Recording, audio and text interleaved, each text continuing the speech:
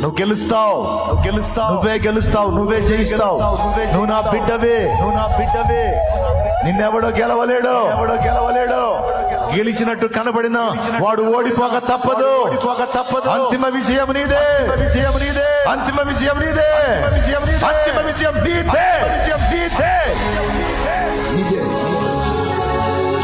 యూదా గోత్రపు సింహం పిల్ల వినువా, నిన్ను ఓడిపోనిస్తానా, నిన్ను సిగ్గుపడనిస్తానా? నీ మూర్ఖతను బట్టి నిన్ను అప్పగించాల్సి వచ్చింది, నీ మూర్ఖతను బట్టి నిన్ను అప్పగించాల్సి వచ్చింది, వంశని మెడను బట్టి అప్పగించాల్సి వచ్చింది. నువ్వు నా వైపు మళ్ళుకుంటున్నావు,